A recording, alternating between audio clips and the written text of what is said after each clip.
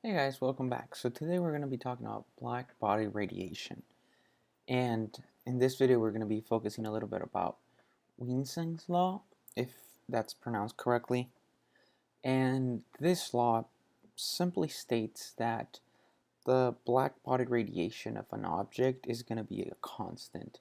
And that constant is going to be defined by the peak wavelength of the object at its maximum intensity times the temperature which that object is glowing, or the maximum temperature possible. It's going to be equals to 2.90 times 10 to the negative 3 meters times Kelvin. And remember that we just said that this is going to be our peak wavelength, and then this is temperature.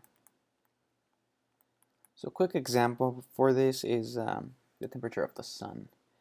So if you're asked to calculate the sun's temperature and you're told that the maximum wavelength, or the highest wavelength at which it's known, is 500 nanometers, and to find the temperature, or to approximate the temperature of the sun, then all you have to do is temperature, rearrange your variables, and you find that it's the constant divided by the peak wavelength, which our peak wavelength here is 500 nanometers. So we just are going to divide this.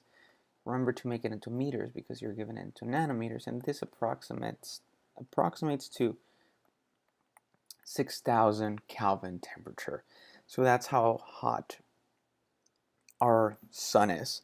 So that's very simple, I believe. It's a little bit, there's a lot more from where these numbers came from, so if you want to know where they came from, let us know in the comments and I'll make a video addressing that. But this is the overall takeaway from Wien's law, and pretty much all you will be asked in general physics, non-calculus based, just how to use this formula.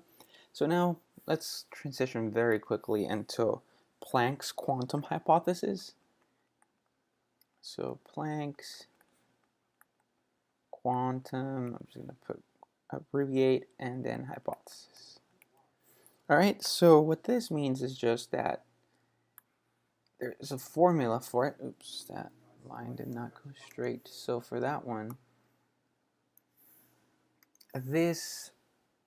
all this narrows down to is a simple formula, meaning E is equals to the Planck constant times the frequency. So now this Planck constant, Planck's constant, and then you have a frequency. So whatever this Planck constant is a given value, and you're just going to multiply that times your frequency. And all this formula is saying is that eventually you can find the first excited state, second excited state, and so on, or the energy states, as using 2 Planck times the frequency, 3 Planck frequency, 4, so on. What it narrows down to is n times Planck times the frequency. And all this is summarizing, or the meaning, or the takeaway, is that energy is quantized. So meaning that it comes in discrete packages of energy, and it's not a continuous motion, or it's not a, there cannot be a 2.5, a 3.5. It goes from 1, 2, 3, 4, 5, etc., etc. There cannot be a 2.3, a 3.1, or anything like that. Energy always comes in quantized, is